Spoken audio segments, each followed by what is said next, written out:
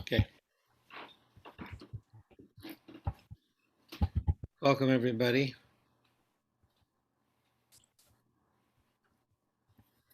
to the class on the introduction to the days of awe that we ramp up, that heats up during the month of Elul, the Hebrew month of Elul, which we're into now. I think we're like the ninth day, maybe. So during the month of, thank you. Just to quickly give a sense of the whole arc this time of year. In the summer every year, we experience 3 weeks of grief, of mournfulness. 3 dark weeks. We call it the 3 weeks, or between the narrows, it's also called. It culminates in Tisha B'Av, the ninth day of Av. When the ninth day of Av, AV, is over, we enter a different orbit right away. And we begin to ascend slowly, gently, towards the days of awe. The symbol of the sign of that ascent is that in the synagogue we begin to read what's called 7 messages of consolation, they're called. They're all from Isaiah.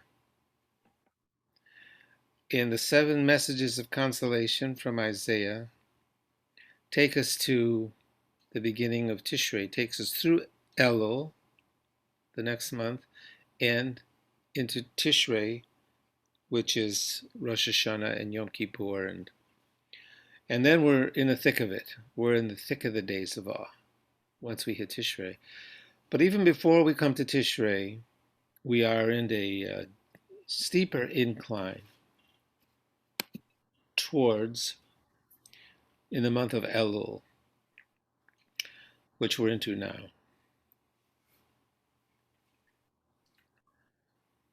So this takes us every step along the way towards awe, AWE. We have different texts and different accompanying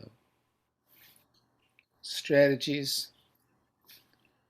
that help us enter the kind of the spiritual arc of this time of year that starts very gentle, this gentle incline, and it gets steeper and steeper as we move toward Tishrei and the Rosh Hashanah and Yom Kippur and the 10 days between. So every year, what I do every year is once we hit Elul, we really um, intensify the teachings and to prepare people for the vocabulary that will be useful throughout these days of awe. So I compared this last couple of years. I prepared a whole book of each day, different teaching, a bunch of days. So put them on. This year, I started posting Hi, some of them on Hi, on. how are you tonight? I'm good tonight. How are you tonight? Chloe. Chloe. Well, I'm on the Elul uh, watching it. I tell you what, unless maybe you should I'm on the University of mute Series mute yourself. stuff. Oh, okay. You want to talk later then? Well, There you I go. put my eye drop. Not right now while I I'm going chat. to mute you. I'm going to mute you. So, and through the days of Elul, I've been posting one teaching a day on the CRC Facebook Oneg page, and I, I just pick from this book of teachings that I've made. They're short. I try to make them short, so they're not things that require too much time. But each one of them has implications and a lot of background to them, and this and that. So I'm going to pull some of those out tonight, and we'll talk about them. Susie and I will discuss them, and you're welcome to jump in. And while we're discussing them, and we may do a little music too. What do you think? And we're not afraid of silence. We're okay with silence. We consider silence a form of meditation or prayer. As a matter of fact, we prefer silence. Go ahead, start. You got your teachings? Yeah. I'm honoring the silence. So I'm going to first, I think I'll start with a piece that I took from a great teacher named Sfas Emes. He's known for the name of his main book, The Language of Truth. A Hasidic commentator, a late version of the Kabbalah, and he wrote a very beautiful commentary called Sfat Emet, Sfas Emes, Language of Truth. In our tradition, if you write a really good book, you might be known by the name of your book. That's common, and he is known by the name of his book, the Sfas Emes. And in this book, I use the book a lot. It's a really wonderful commentary. And in that commentary, he's often quoting his grandfather. And he'll say, I learned this from my grandfather. It's very sweet. And in one of the teachings as we moved toward Elul, I think it was in his chapter on Shoftim, the portion Shoftim, which we had, what was it, last week? Mm-hmm. We had last week. He cites this teaching that he took from his grandfather. That's a really beautiful teaching. And I'm going to show it to you and try to explain it. And it's about how his grandfather approached Elul. It's a very interesting, kind of complicated teaching that plays with words, which, I love. So I'm going to show you this, and then I'll explain it.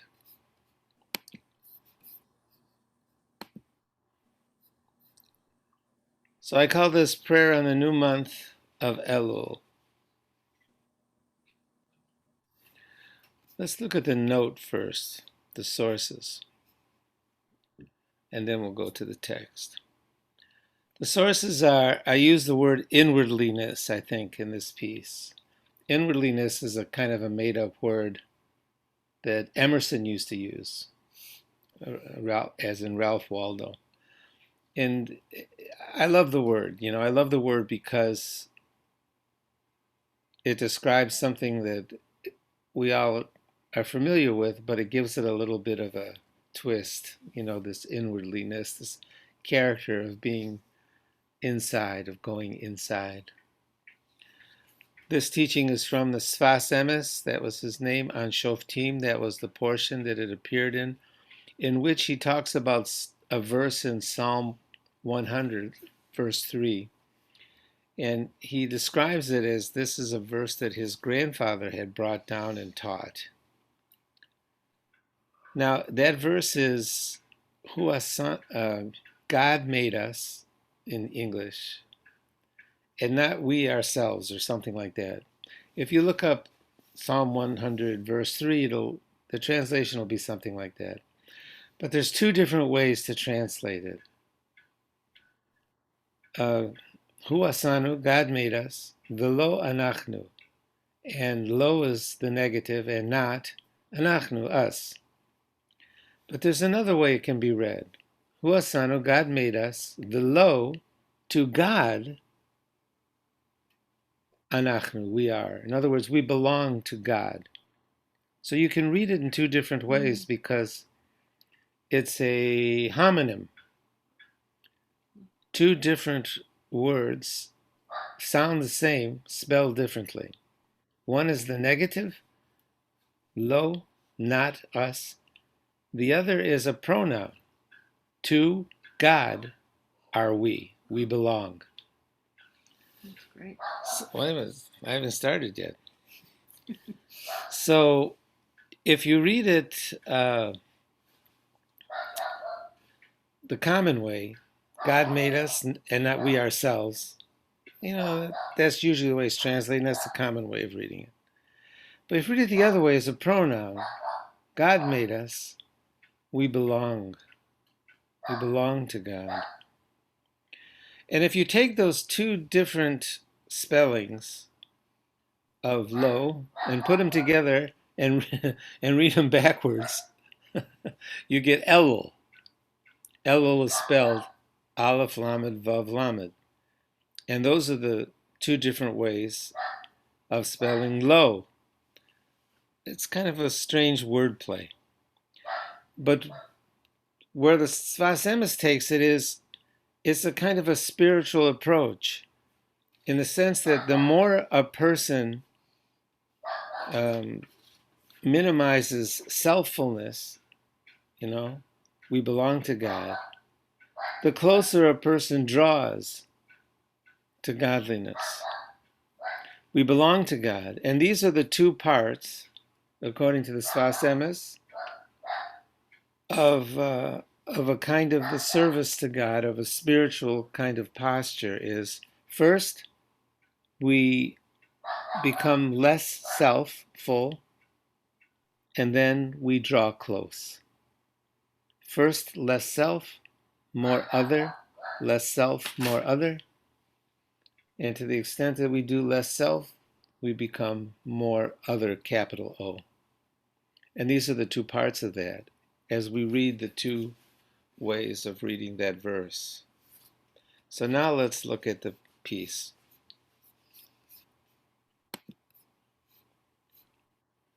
First we are not, then we belong to, you, sequence of approach. We call this, by the way, in Yiddish it's called bittul.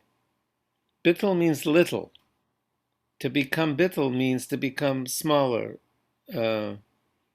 ego-wise here. Bittul, we become little. We become yours when first we diminish. I am yours when I am less. Less first, then more. Mm. And this was how the Sfas Emes's grandfather introduced his community to Elul. You like that piece? I think it's great. I think it's great. Did you ever hear that before? I did. I did. I just want to see if she's paying attention. I'm paying attention. Yeah, no, I think it's a great piece because, part of the work of Elul is really to prepare us for the new year, and the way that we do that is with this notion of taking a cheshbon hanefesh, an inventory of the soul, and figuring out where you are, where you belong, right? And then once you become aware of that, then you're able to do the work, and the work is tshuva, this notion of turning, this notion of the possibility of transformation. In Aramaic, it's suggested that the word Elul is searching. So, all the other months of the year are different than Elul, just like Shabbat is different from all the other days. Elul is different, and it always comes back to that notion of belonging. What do you belong to? Ani l'dodi v'dodi li is also an acronym for Elul. I am my beloved, and my beloved is me. From the Song of Songs. From the Song of Songs. That's right. me. What? I'm your beloved. That's right. That's right. Anila Dodi. But what does You it can mean? address me directly, by the way. Beloved? Yeah. Thank you. So it's about belonging. You know, what happens when you get so honest in this time where your ego is diminished, where you allow your ego to become biddle, you know, you allow your ego to you know, to kind of get out of the way, less self, more God, because God is supposed to be so accessible at this time. What happens is you become vulnerable because you're in the field, right? And there's nothing protecting you. There's no ego. There's nothing protecting you. You're vulnerable, and so the ultimate gift of Elul ends up being trust. It ends up being able to trust yourself and to trust, you know, your beloved. It ends up being, and to trust God. And what does it mean? You know, what does it really mean to trust God? What does it mean to trust the universe that you're living in, even as broken as it is? What does that mean? And I think those are the challenges of Elul, and that's why the ultimate work is tshuva. This notion that, and you see, that's such a Jewish thing. The thing that makes this Jewish for me, so Jewish, because, you know, these are really universal human concepts, but the thing that makes it so Jewish for me is this notion that we never go, we learn from the past. We know where we've come from. We talk about where we've come from. We're always telling stories about where we came from. But we never expect to go back there. We always move forward. We're always willing to reinvent ourselves and transform and change and grow so that the new year is never going back to the good old days. The new year is always something that's going to be new and different. Right? That's good. You like that? That's good, yeah. Okay. I do like that. That's good. And you know, my beloved, you referred to that image of being in the field. We should discuss that. Okay. So one of the other images of this time of year, of this month of Elul, is a very famous image of the king in the field, it's called. Melech Basodeh in Yiddish. The king is in the field. So the image has to do with, you'll excuse the sex-linked language here, but this is the way it was given down. Though I wrote a piece which changed, I'll bring that up in a second. But so the image is that this, during the month of Elul, it's called The King is in the Field. It's like a code for the whole story. If you talk to people that know this part of the tradition well, all you have to say is, oh, it's Elul. The king is in the field. And the rest of the story is known. Here's the rest of the story. In Elul, the king has left the palace, so to speak. Mm-hmm. The king is walking in the field, which means approach the king. Go up to the king. You can talk to the king. All the rest of the year, the approach to the king is defined. And the king is in the palace. There's a certain approach. There's a certain practice of approach. There's a certain ceremony of approach. The king's hard to find. Maybe you won't have an audience with the king at all, etc. But in Elul, the story goes, the king is in the field, and there's a background to that, and I'll bring that up in a second. So that's the big image of this time of year. I'm going to show you this piece. That's an interesting piece. And then I'll show you where actually that image comes from of the king in the field.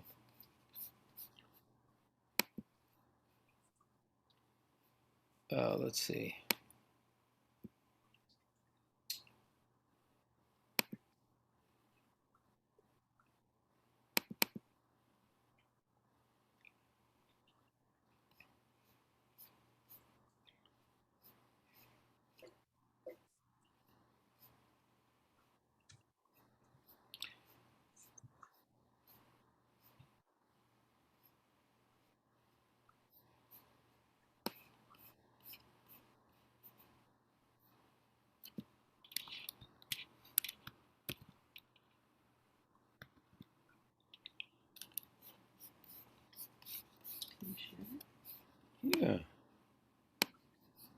can too. Not too many things open now. You can close that too. Yeah.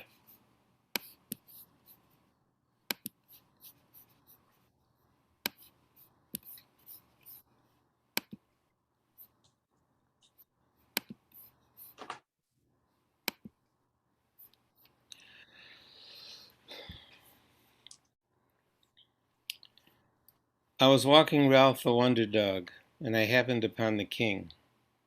You asked, was it daytime or nighttime? It was nighttime. You may have encountered the queen, you said. I was walking Ralph the Wonder Dog, and I may have happened upon the queen. At dusk, between the suns, the king and queen were together in that passeggiata, the little walk they do, just around supper time. They're in the field, the common forms of approach irrelevant. They are no longer in the palace, the formal approach unnecessary, the labyrinth of the palace no longer an obstacle. The king-queen spectrum is in the field, and you may approach. Speak. At night, give the king-queen a hug if you like. It's the garments you are clutching anyway. The king-queen spectrum is in the field. Go out and talk to the king-queen. Write down what you think you said. Write quickly. Don't overthink. Write first. Edit later.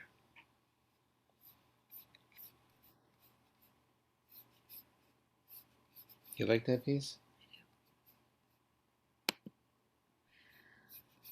Yeah, so I think that also is so relevant for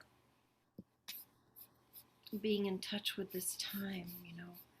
Um, we in our Sunday Lo Shanda group, because we meet every week. The mental illness group that mental illness group that we participate in every Sunday, we could really feel the darkness of those 3 weeks, right? The 3 weeks that precede. Yeah, the 3 weeks that begin with the 17th of Tammuz and the ends with Tisha B'Av. We could feel in our group, right? How the brokenness and the sadness. We could kind of collectively feel that they because when you really pay attention to the cycles of the moon, when you really pay attention to the Jewish cycle, you get in on this dance. It does. I mean, I feel it. I really do feel it, and I do feel differently during Elul that like the veil is lifted. Sometimes it feels like the imagery again is God's hidden away, and you have to do all this the rest of the year. Yeah, the rest of the year you have to work so hard to find godliness, to approach and to feel the sacred and the holy. There's a formality to it. But this time, one of the practices is to blow the shofar every morning, to hear the blast of the shofar every morning, to do these slichot prayers, kind of to bare your soul and say, okay, what did I do? What did I do last year that I could do better this year? That's the looking back, that's the looking back that we do. Where have we been? And it's not about anybody else, too. I mean, right now we could talk about a lot of other people's surahs and their mistakes, right? I was just listening to the county council meeting. Oh my God. But you don't want to do that. But we don't want to do that. That's not what this practice is about. It's not about everybody else. It's really very personal. It's really just about us. It's about you and me and how we have lived the past year and what we need to do, each of us, to move forward and to be better and to take that inventory of the soul. And so the shofar kind of awakens us. The slichot prayers kind of bear us. And the thing that makes it possible is this notion that godliness is accessible. The veil is not so heavy, that it's right there. You can touch it and you can feel it. The Melech is in the Sodeh. Yeah. The king is in the field. Mm-hmm. Go up, talk to the king. It's like when like when the in the universe, when a planet gets so close you can really see it, or when there's some kind of an eclipse and you feel the closeness of the solar system, in ways that we don't normally feel it. I think that's what Elul is meant to feel like for us. That what is usually so much work to approach and to touch the holy, it's there, it's accessible, and it has to be, because if not, we won't be ready for a new year. I mean, what's the work of that new year is to really believe it's going to be a better year. A good year, a healthy year, and a year of peace. We say those words, but that's really our work, is to believe that this coming year, in spite of everything we know, and boy, there's a lot, in spite of everything, the year could be better. The year we expect we expect the year to be better because of the work we've done. And part of what lets us do that is this closeness of godliness. That we know what we have to do to draw godliness into the world, to feel that closeness. And what is godliness? The attributes of God, right?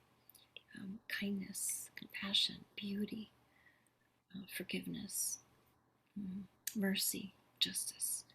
What are the attributes of godliness that we can right now draw into this space?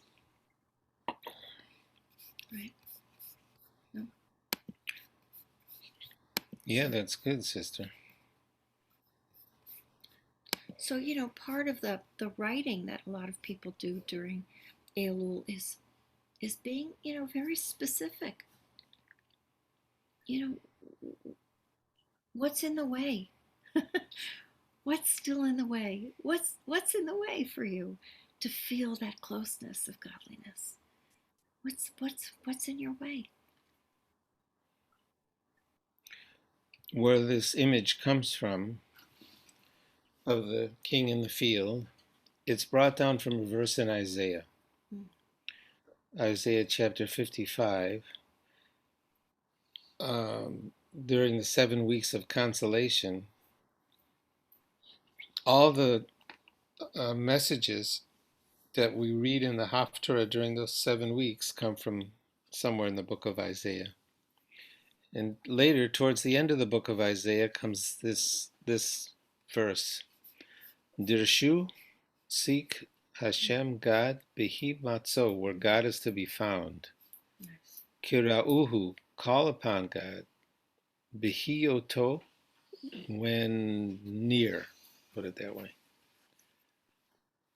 And in the Talmud, in Tractate Rosh Hashanah, they bring down that the time that referred to of when God is near is the 10 days of Tshuva, especially. That's between Rosh Hashanah and Yom Kippur, when it's a very heavy time. But it's understood by another one of our commentators called the Meiri. Whoops, misspelled. Meiri.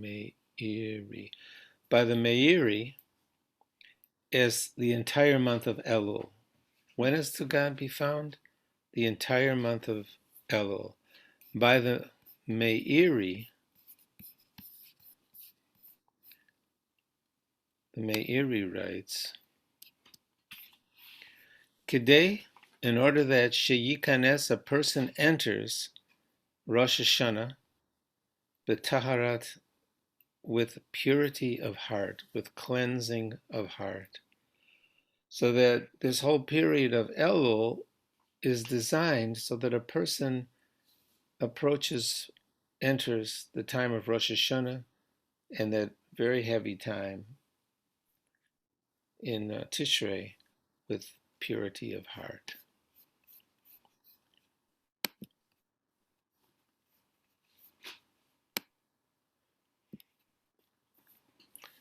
The next thing we should talk about is this in the vocabulary of this time is the word we've mentioned several times. It's really important to this time of year. Tshuva. Oops. Tshuva. Tshuva. Teshuva. Tshuva.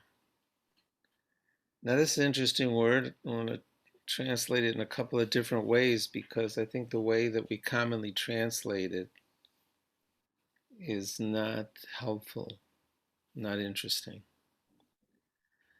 And I sense three different senses in this word.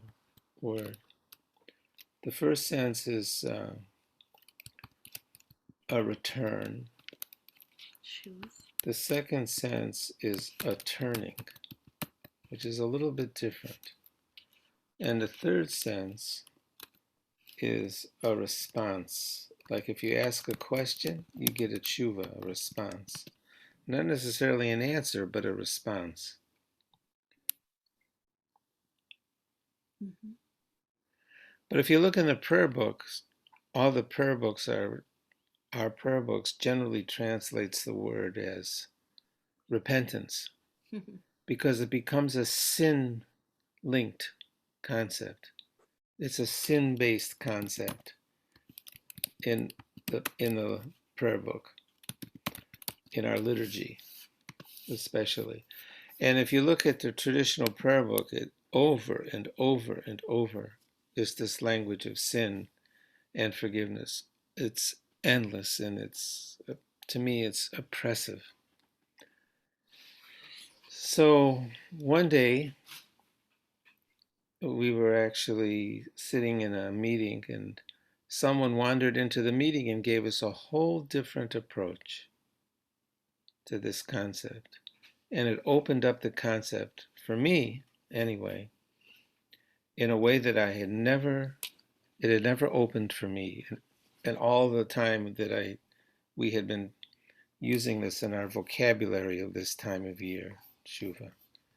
I'm going to introduce you to this teaching now. It's really kind of, can I tell the story while you're... Yeah. So it's kind of a cool story. It happened many years ago. 1993. Thank you. I was the president of the Rabbinical Association. And I decided to do something different because they were kind of boring meetings. And so I was going to invite each month, I was going to invite another rabbi to give their favorite teaching. And the first month I invited Rabbi Shalom Rifkin, the chief Orthodox rabbi of St. Louis, who did not belong to the association because the Orthodox rabbis did not belong to our association because they didn't acknowledge us. And here I was, the first woman to be the president of the Rabbinical Association, and I invited the chief Orthodox rabbi, and he came. He came. It was so dear. It was really so beautiful. And he gave a simple, elegant, stunning, beautiful, transformational teaching. Amazing teaching. That Jim's going to share with you right now. But it was in that context, in the basement of, if people remember, BSKI, which doesn't exist anymore. That's where we were holding our meetings. What was that, on Linden Street? Yeah, right? Yeah. It was amazing. And there he came in with his big beard and he kind of shuffled in and he became a very dear friend, actually, a very dear friend, which is so unlikely, when you think about the world today, right? How unlikely that we would become like family with each other. But we did, and this was the teaching that he gave that day. On tshuva, on this notion. And it was just before Rosh Hashanah. So, that he gave. During Elul, he gave this teaching. Yeah. And the teaching was about how the Baal Shem Tov taught tshuva. The Baal Shem Tov was the founder of Hasidus, let's look at the bottom here.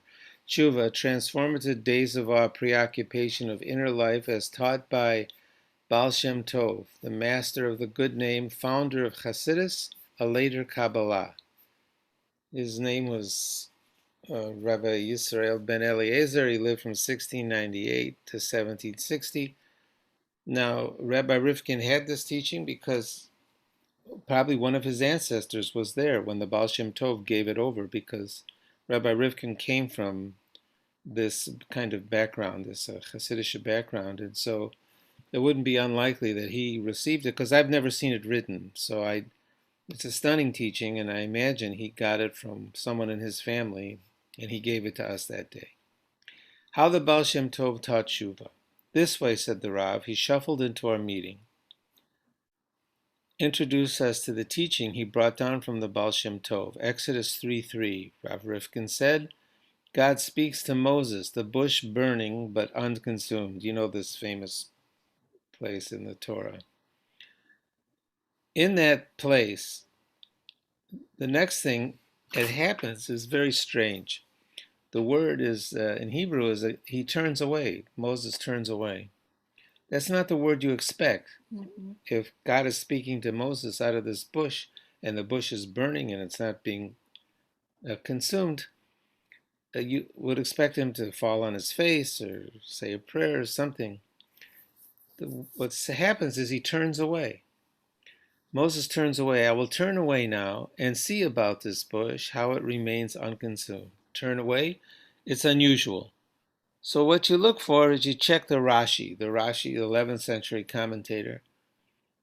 Rashi always responds to when there's something in the text to respond to. Rashi responds. Rashi has 4 short words. Rashi was very elliptical in his commentary. Rashi said, I will turn away from here and approach there. I will turn away from here and approach, in Hebrew it's only 4 words, and approach there. Now the there, he uses the same word, I will turn away. I will turn away from my complacency and I'll turn toward there. There is capital T, something lofty, something high, something beautiful, something holy. So what I understood from that teaching was here, tshuva, this notion, and that's how the Baal Shem Tov used to describe what tshuva is, by quoting that Rashi. What's tshuva? Not repentance. It's I will turn away from here and turn toward there. So with this teaching, the notion of tshuva is detached from sin and given over to change. Detached from outcomes and given over to process. Detached from goal and given over to journey with that one teaching. In a word, unstuck, I think is the best way to describe it. Unstuck. Now that opened up the whole notion of tshuva to me in a way that had never opened before. Instead of being a sin-based concept, which is everywhere in the prayer book, it became a change-based concept. And that changed everything about this central feature of this time of year, this transformative process called tshuva. Yeah. I think we should pause here and take comments or Yeah, questions. Questions, comments?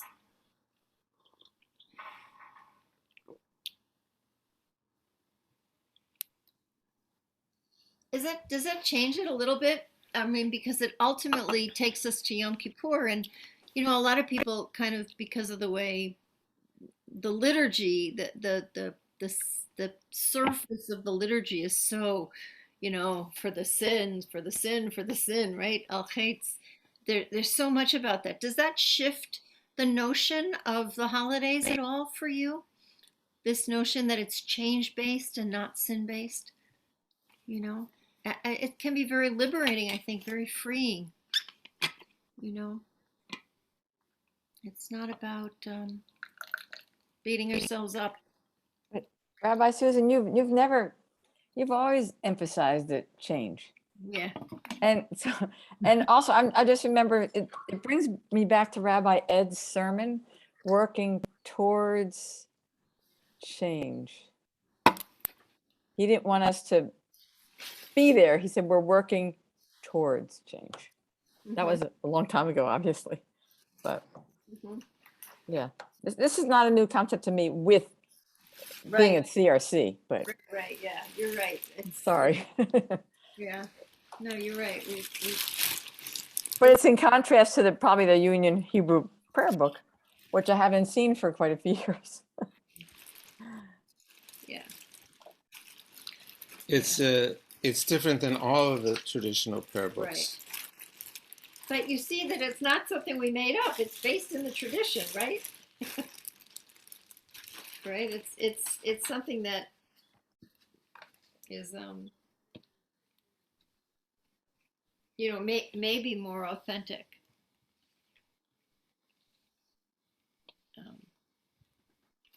As well. It's like looking forward instead of just looking back to all the things that might have gone wrong in the year. It's just sort of moving on in a positive way without taking all the burden of what transpired in the past year. So it's very uplifting. Yeah. Rather than being shame-based. Right. Right. Which a lot of religion is shame-based. It's how we control people. It's a lot of shame-based. So I'm trying to figure out how this relates to the concept we just talked before about the king is in the field. Mm-hmm. Nice. And, is it that we're mulling over the direction? Are we trying to draw down guidance on this, how to move forward? And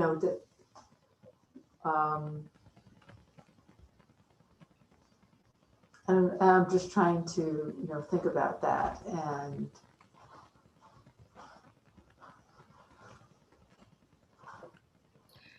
Well, I think it's not so much. So it's not Musar, right? It's yeah, not telling you what to do. That's another thing, and that's important. And we have that. We have those practices, right? Mm-hmm. I think this is more.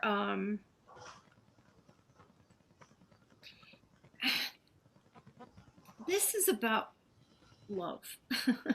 What can I say? This is about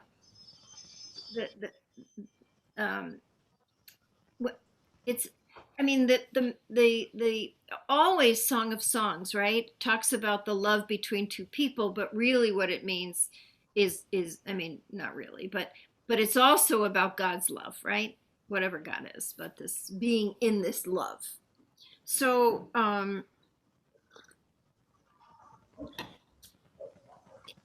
I think it kind of suggests maybe that even before you can, well, it's not before, but in addition to doing the work, right? In addition to doing the practice, in addition to wanting to change the world, the thing that comes, it has to also come from within, is this notion that you are, not just that you're loved, but that you are love, that you're immersed in it.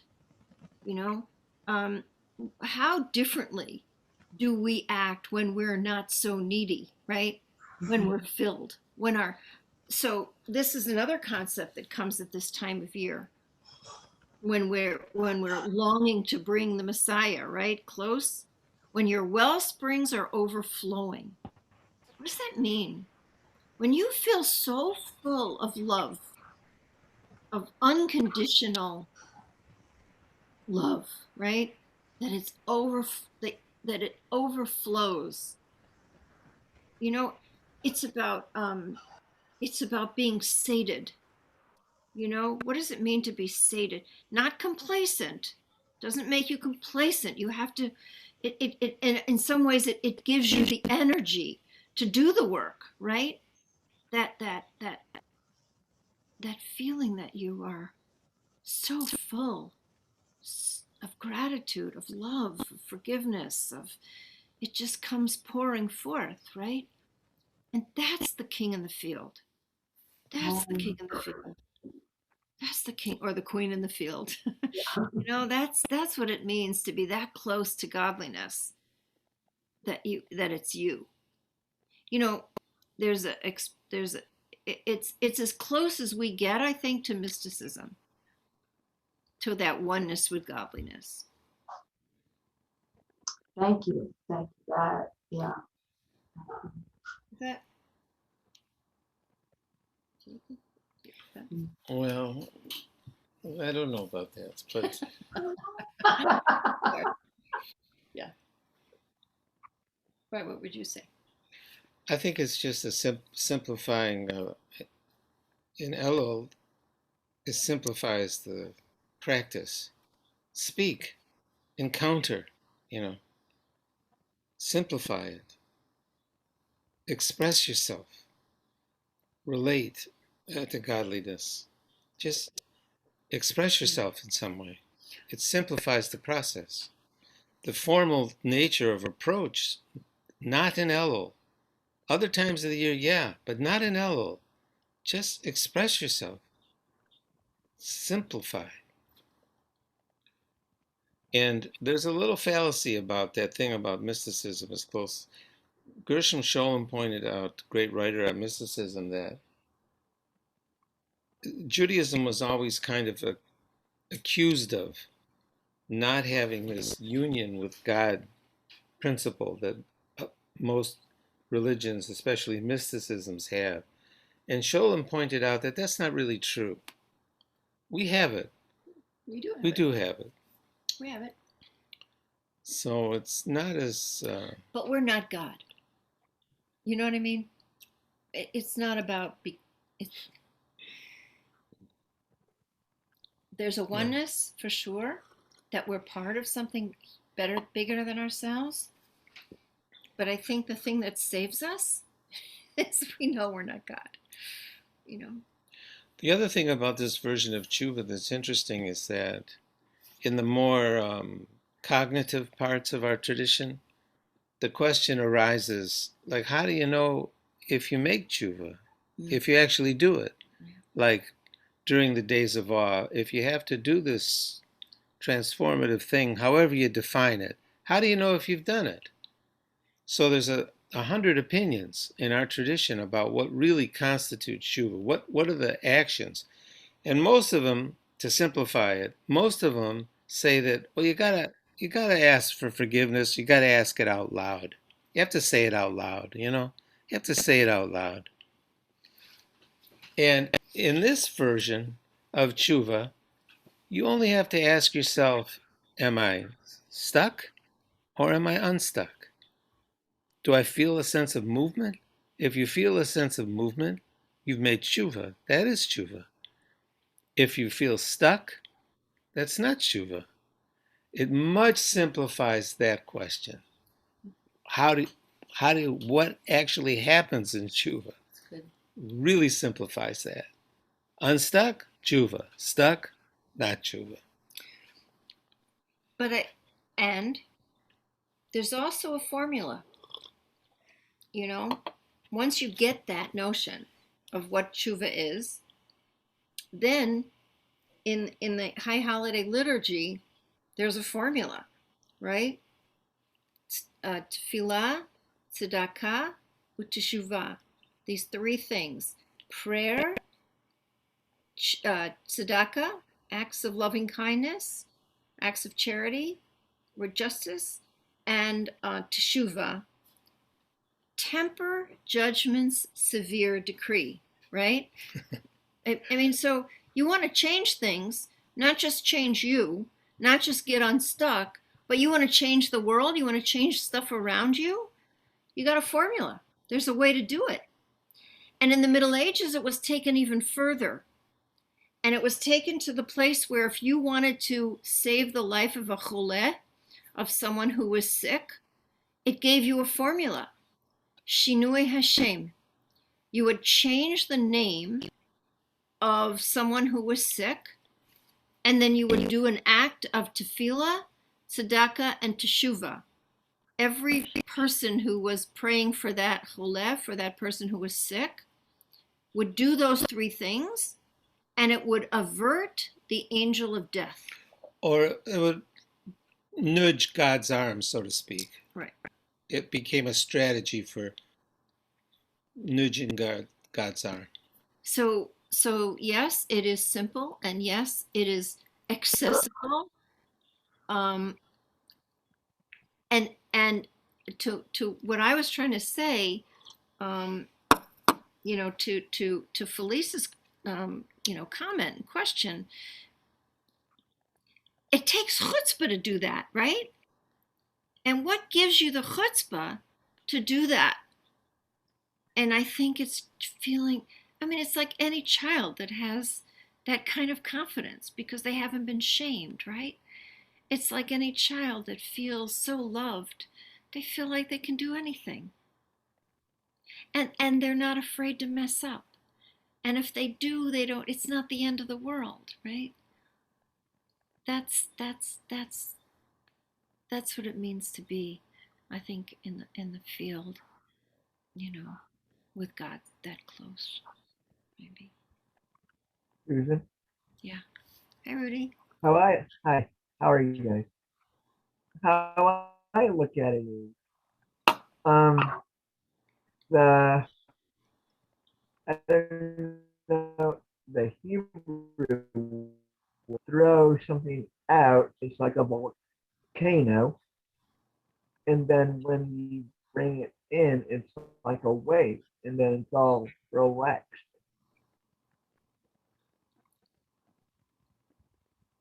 You understand that? It, It was a little hard to understand, Rudy.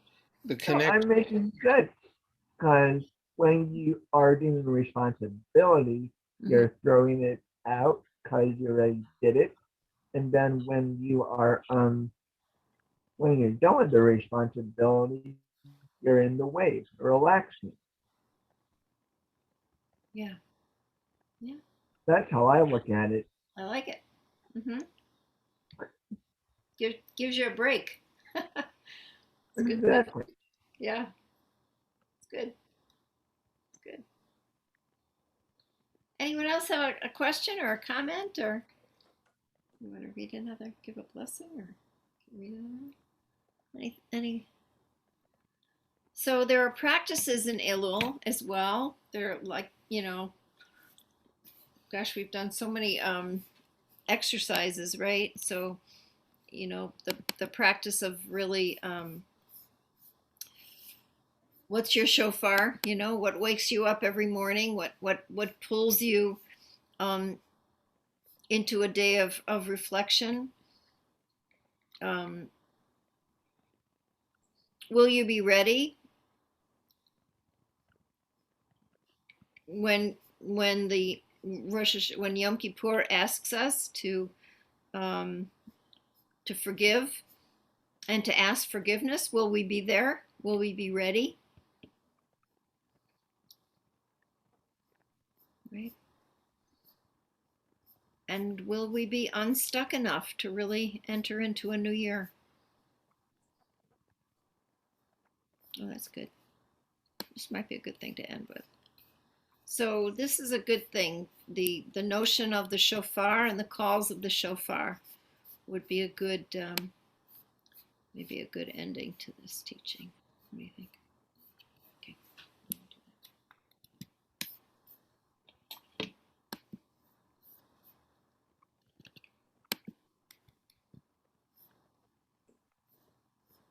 Okay. Oops.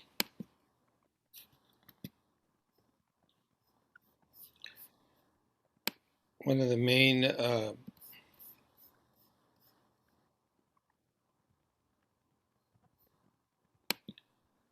practices of Elul is that every morning in the synagogue, other than Shabbat, we sound the shofar. And the shofar has basically 4 tones. Tekiah is one of them, and then Teruah, Shavarim, and the big Tekiah. So we don't really, there's not a certainty about what these sounds were like. Even by the time of the Mishnah, we were, that was collected in 200 CE, we were defining what these different sounds actually meant. So there's a famous version by Saja Gaon that gave us 10 senses to the shofar, 10 meanings for the shofar. That was a very famous version of it. Um,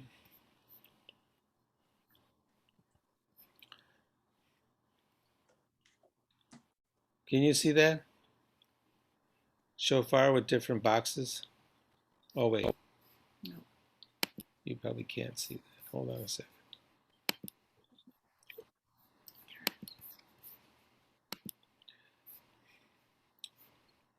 So we have these 3 sounds, and Saja Gaon was a famous, a Gaon is a very elevated title. And the Gaon comes around once every 1,000 years. So Saja had a teaching about the shofar. He found 10 different significance, 10 senses to the shofar. 1, Rosh Hashanah is the anniversary of God created and became sovereign of the universe, so it's like a coronation, the sounding of the shofar. 2, to declare a period of amnesty. The shofar proclaims, let all who wish to make tshuva do so now, and if not, let them not complain later. 3, it's a reminder to renew the commitment made at Sinai, because there were lots of sounds at Sinai, and supposedly the sounds of the shofar were heard at Sinai. So it's a reminder to renew the commitment that we made at Sinai. 4, a reminder of the words of the prophets and their calls all the time, and the prophetic messages to do tshuva. 5, a reminder to pray for the rebuilding of the Holy Temple in the future.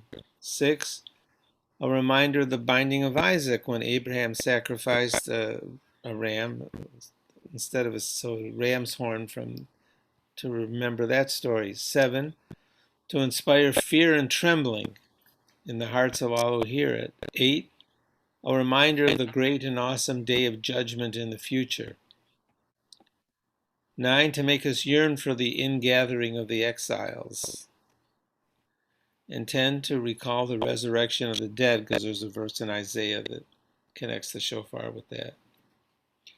And then there's other ways of thinking about it. Let's take a look at here. Tekiah is a sustained note, we think. So let's call that the absolute, or original unity from where we have come before exiles.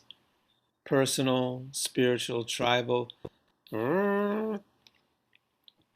before all separations, before the terrible twos of existence. That's the universal, the Tekiah.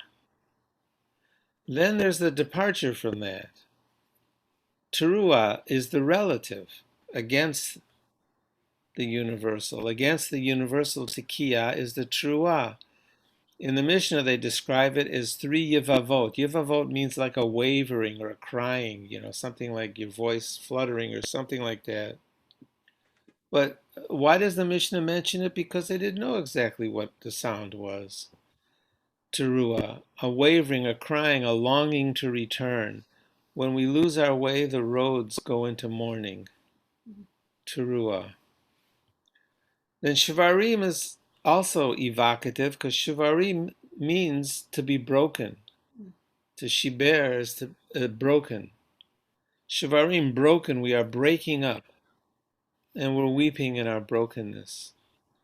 And then the great Tekiah at the end, the real long Tekiah, the promise of return.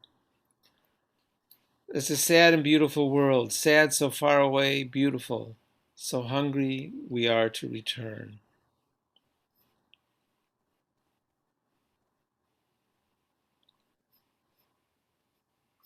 The last tekiah, said Blue, the great tekiah. With the last tekiah, the promise of return, the sound of tshuva, return, reconciliation, uninterrupted. Yearning so deep, sad, beautiful, so permanent a feature of our existence. We are waiting. God waiting too, said Blue. We are always waiting. And because of that, the world continues to exist. Because of our beautiful, sad longing for return.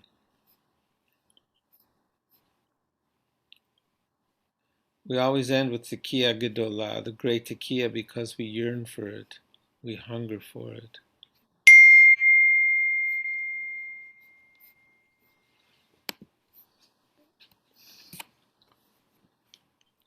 So remember those three senses to this word tshuva. It can be a return.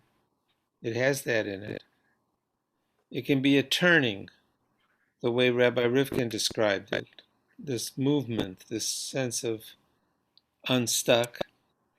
And it's also a response. You know, when you ask a question, you get a tshuva in response. Not necessarily an answer.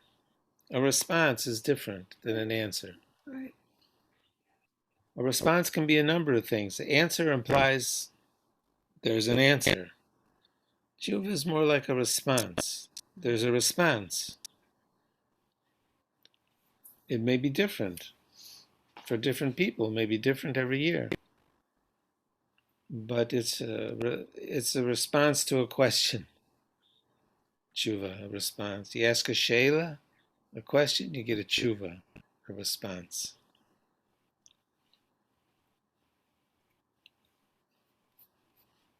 That's a good one. Really good. That's where we begin. That's where we end.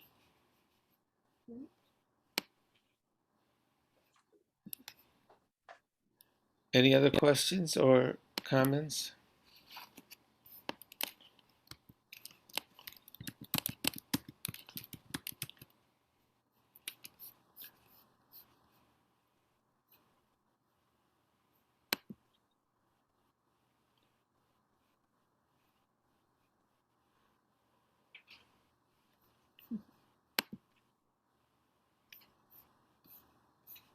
Yeah, that's the other thing we kind of began with is that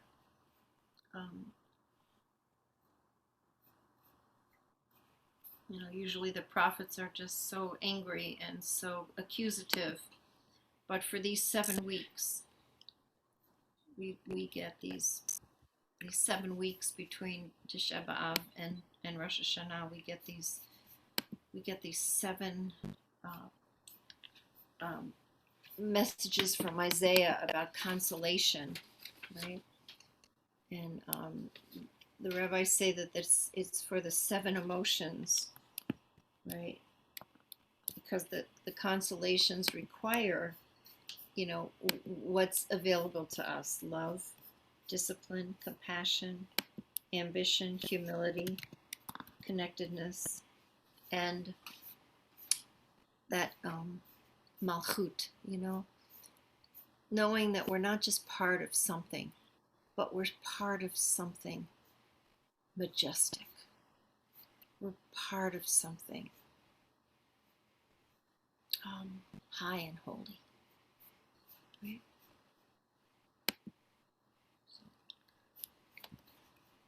I'm going to read you, before we finish, a few of these messages of consolation from Isaiah in a different form than they appear exactly in Isaiah. But these are the messages of consolation that that we chant in the synagogue every Shabbos during these weeks that we're in now.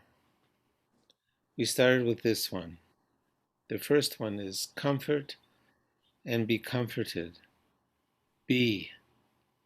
Listen, intention to serve, wilderness a plain, every valley a high place.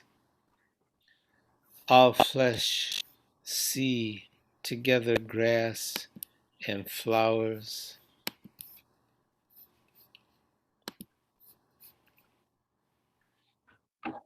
Speak to the mountains, lift up your voice from low places.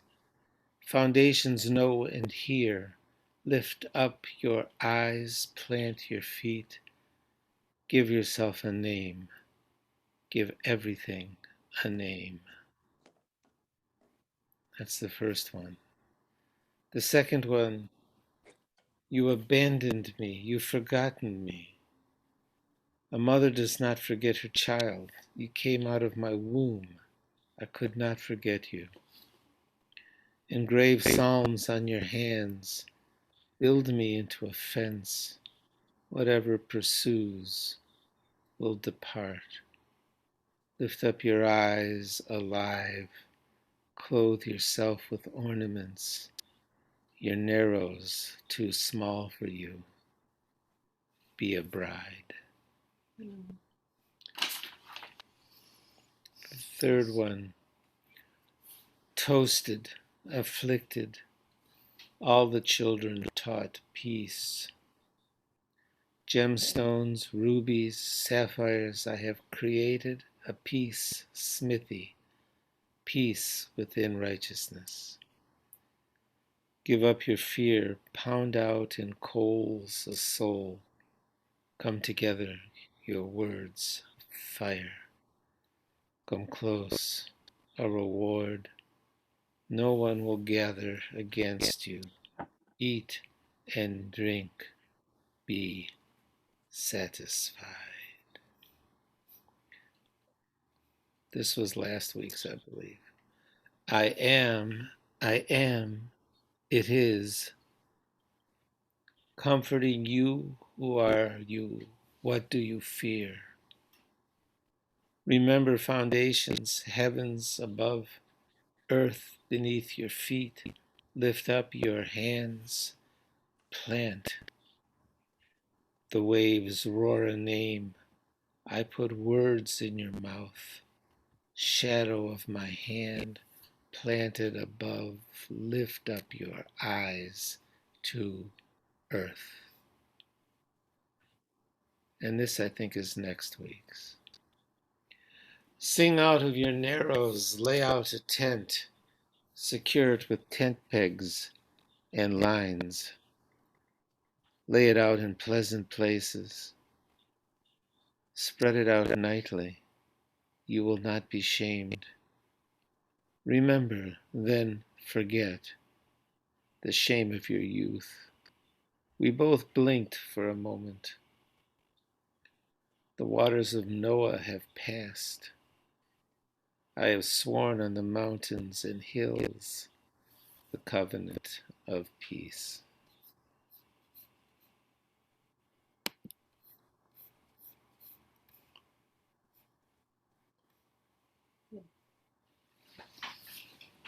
You want to sing a blessing? Susie's going to play a little guitar. I don't think so. No?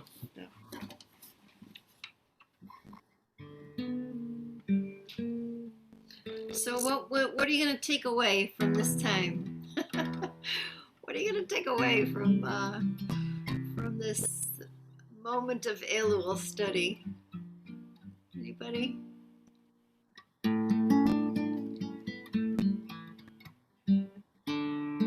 hope something.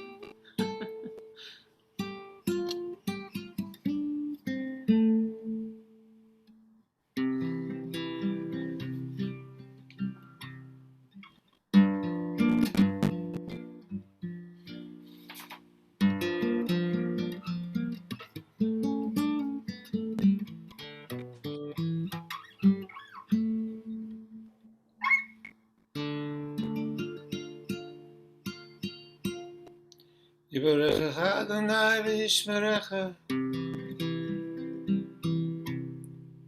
The upper worlds and lower worlds will find each other.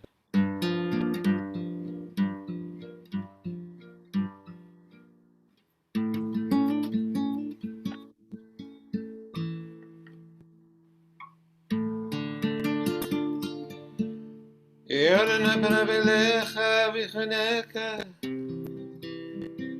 will be a secret, generous wisdom.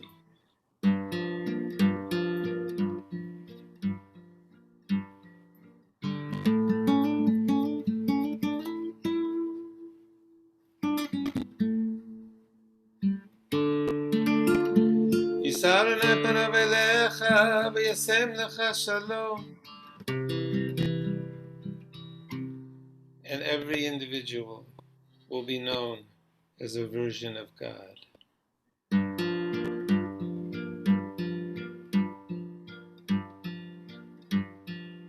Ken yehi ratzon.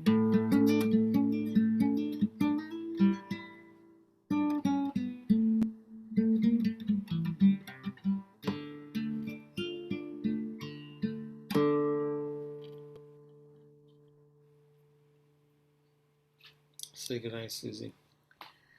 Thanks for coming, everybody. Hope everybody has a great Elul. And it goes quickly. So enjoy it while we have it, because in a moment it'll be the new moon again. And we'll be ready. Hopefully, we'll be ready for a better year. So, thanks for coming. We'll see you again. Will, I sent you a note. So, hopefully, we'll meet soon. Oh, great. Great. Thank you. All right. All right. Good to see everybody. Thanks for coming. Take care. Good night. Good night. Oops.